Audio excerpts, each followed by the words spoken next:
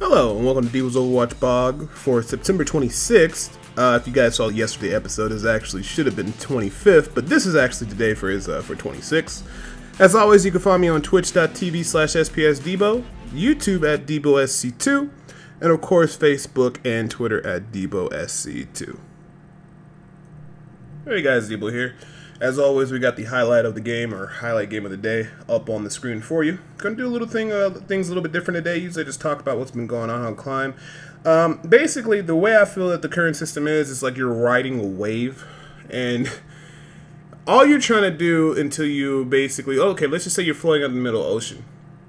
You got some waves that are going to send you back from where you came and some waves that send you forward. Basically, what you're trying to do is you're trying to sit there and mitigate and just tread water and not get pushed too far back from where you're coming from the waves. What you're trying to do is just stay there, tread water, not move too forward, not move too much back. You're just waiting for that one huge wave to hit you and propel you into the next ranking.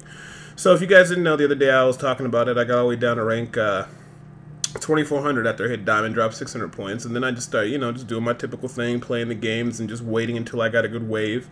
And then it happened. Went from 3,400 all the way up to gained about 700 points. Went on a massive win streak. Got up to about 3,100. We're still 400 points shy of Masters. So now at this point I'm sitting at 3050 is what I ended yesterday with. And now I'm just going to try to maintain, not go up or too... Well, I always want to go up, but not go down too much ranking. I don't want to drop more than 100 points, but I should be able to just maintain at 3,000 or higher until I get that next wave where I can ride it and hit all the way to 3,500, which is Masters. And that's really just basically about it. Not too much else to say about it other than putting, the grind in for my games and stuff like that. But I just want to go ahead and just talk about a couple forum topics that I actually have here pulled up on my other screen. Just to kind of get my feedback on where people are thinking and stuff like that. One interesting thing was a lot of people just seem to be caught up on the whole they need a solo queue and a team rank system. I'm going to be honest. Even though I've been doing nothing but solo queue and I've been climbing the ranks no problem, I do believe that it is two sides. I think players need to be responsible for their skill levels and how they play and their attitudes in the game, because that has a great impact on the game. And I think the structure needs to be fixed. I don't think it's just one side. I don't think it's the system that's holding people back all 100%, and I don't think it's the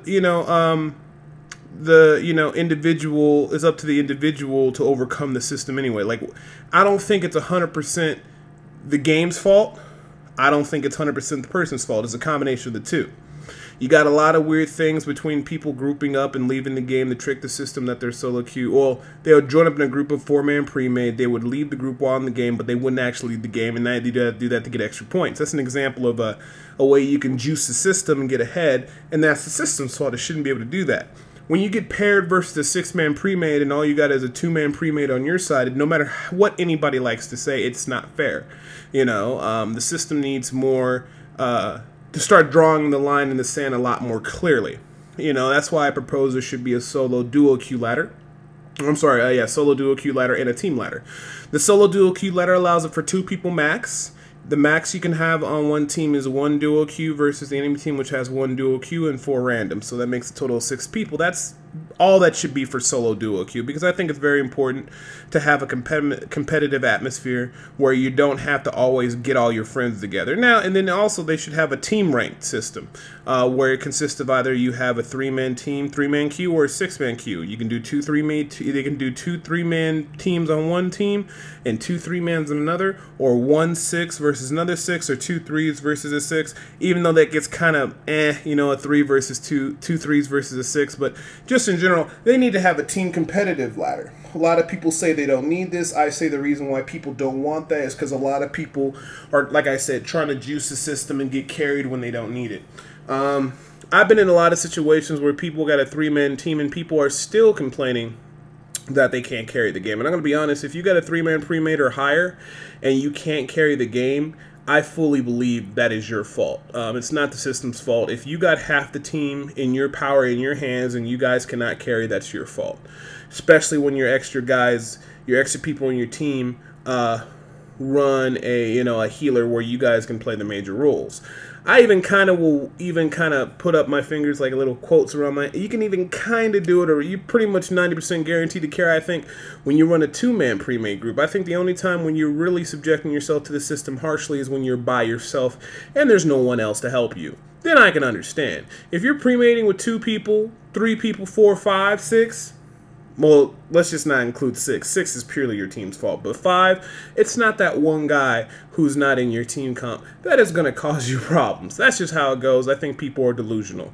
I think Blizzard needs to make the system very more straightforward. I don't think they should have draws in the game. I think the time bank should be more considered for victories. If we finish a map, in 3 minutes and 48 seconds left, and you finish with 3 minutes and 45 seconds left, we did it 3 seconds faster, just like in pro play, we should get the win. It wouldn't force draws or anything like that. They should have things like that. And then in a situation when you're on a map where both people couldn't get the first point, then you just put it into an overtime King of the Hill matchup, 6 versus 6 King of the Hill map, and they fight for the points.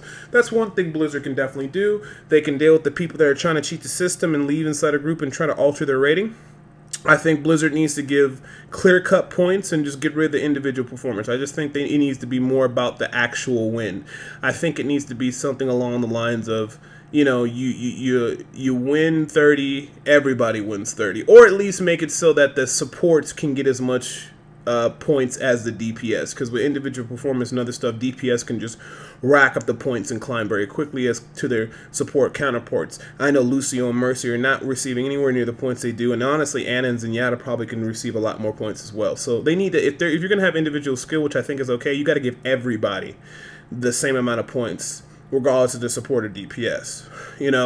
I think people need to be more serious about how competitive is and reflect internally on what they're doing. I think they need to practice better.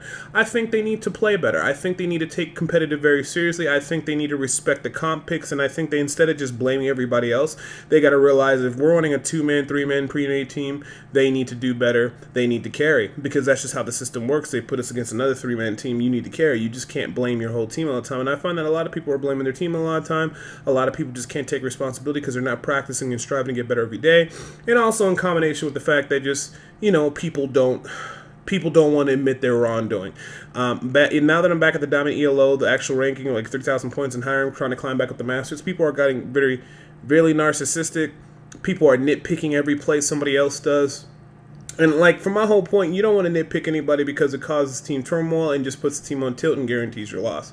The one thing that drives me crazy is when a person says, oh, you used your ult at the wrong time, and this guy's playing Hanzo on defense, which, even if you're good with, there are better picks than Hanzo, which means you're hurting the team already if you want to start being nitty-gritty about everything. And then on top of that, you're just throwing out your Dragon ult whenever you want, especially when we got a Zarya, and you can combo that together with Zarya and get a nice wombo combo, but you're not communicating, and you're throwing out your ult whenever you want, and you just want to keep mitigating and keep, you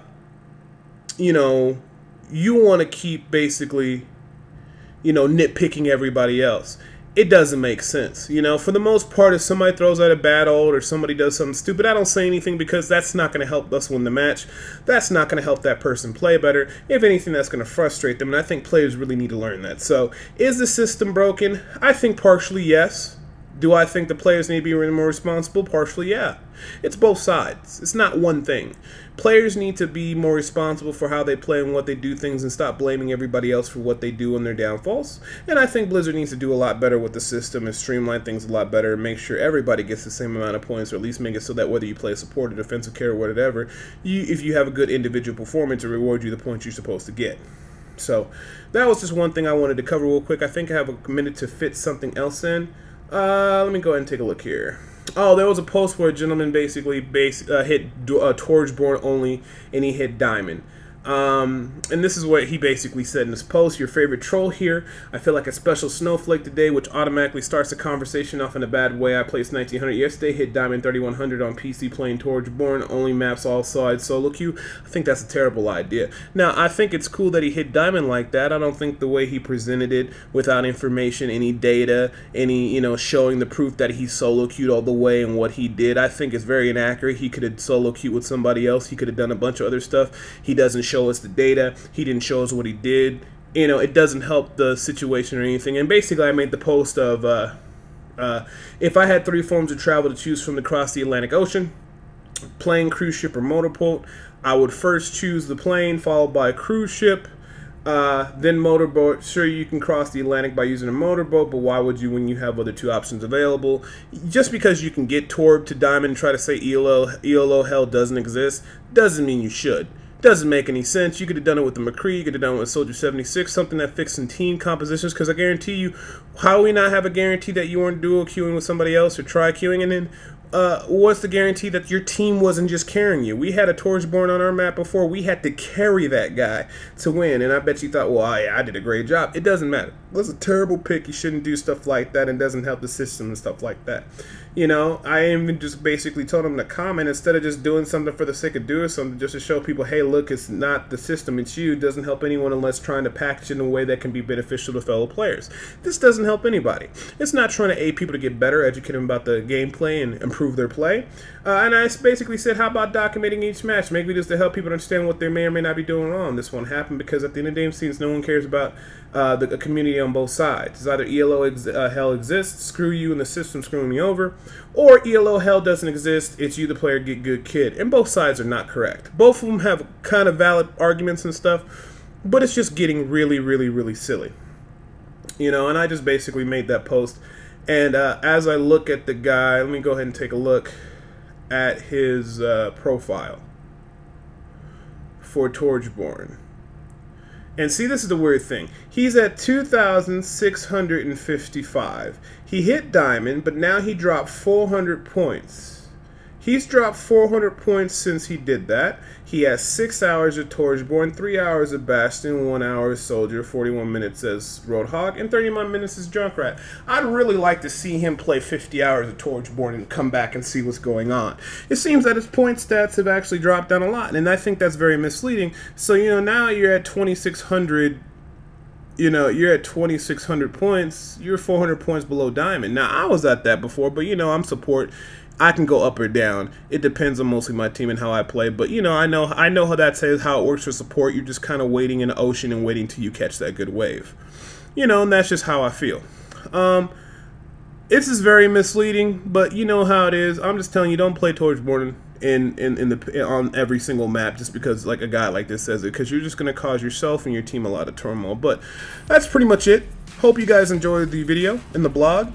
If you guys want to see the previous blogs, go ahead and click the bottom left-hand button right there. If you want to see the next one, click the bottom right-hand one. And then, of course, if you haven't already, subscribe to this channel by clicking the middle button. My name is Debo, and I hope you guys have a great day, and see you guys in for the next blog.